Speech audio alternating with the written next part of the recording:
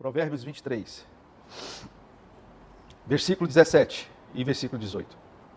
Na minha versão está escrito assim: não tenha inveja dos pecadores, pelo contrário, persevere no temor do Senhor todo o tempo, porque certamente haverá um futuro e a sua esperança não será frustrada.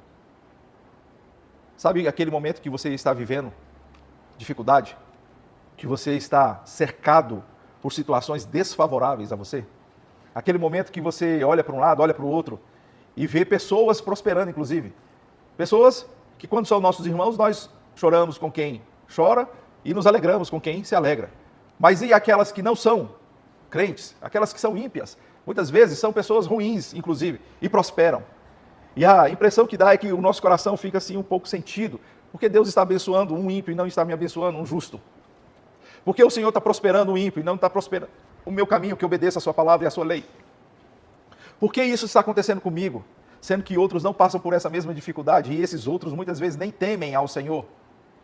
Então dá um sentimento, às vezes, no coração do ser humano. Ele começa a ter as suas lágrimas embaçando as promessas de Deus, as suas lágrimas embaçando a palavra de Deus, e ele tende a querer desistir de confiar no Senhor, a se afastar da comunhão com Deus, a colocar a palavra de Deus em questionamento.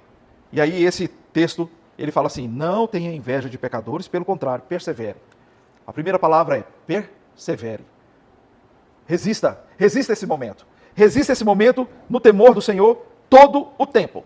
Resista com coração, com força, com temor e tremor diante do Senhor. Por quê? Porque certamente haverá um futuro. E a sua esperança não será frustrada. Porque certamente a palavra de Deus vai cumprir a sua promessa. Quando nós ouvimos as promessas de Deus, queridos, nós precisamos fazer um exercício de montar e projetar o cenário histórico daquela promessa. Preste atenção no que eu vou falar para você aqui. Muitas vezes, a gente ouve uma promessa de Deus, ou a gente lê na palavra de Deus uma promessa dada a um servo do Senhor, e a gente esquece de fazer esse cenário e de projetar historicamente aquilo que está acontecendo com aquela pessoa. Por exemplo, o Senhor ungiu Davi. Ungiu Davi, mas quem era rei era Saul. Ungiu Davi e ele continuou no pasto. Ungiu Davi, mas ele não foi colocado no trono imediatamente. Ele era o homem segundo o coração de Deus, ele era o escolhido para ser o rei de Israel, mas ele foi ungido, mas ele não foi colocado no trono imediatamente. Depois ele foi ungido diante de Israel, depois diante de Judá, depois de novo diante de Israel. Ou seja, Davi teve pelo menos umas 4 unções para, enfim, unificar o reino e ser o rei de Israel, cumprindo aquela promessa quando Samuel foi visitar a casa de Jessé. Houve um tempo, houve lutas, houve gigantes e nós, às vezes, não projetamos isso historicamente. Se Deus prometeu, Deus cumpre. Davi foi ungido rei, Davi foi o grande rei. E a gente esquece o processo todinho histórico que teve entre a promessa e a concretização e o cumprimento dessa promessa.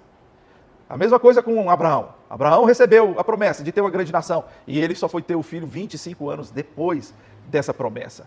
Você pega Jó, que teve um sofrimento terrível, e diz o texto que ele, perdoando e chamando os seus amigos para poder pedir desculpa, perdão para ele, Deus iria restituir em dobro. E depois a gente vê lá a situação de Jó, próspero, restituir em dobro não, restituir 10 vezes mais. Só que ele registra isso em que momento? No momento que ele tem 10 filhos e no momento que ele tem 10 vezes mais. Ou seja, esse prazo aqui não foi registrado, mas existiu um processo entre a promessa e o cumprimento dela.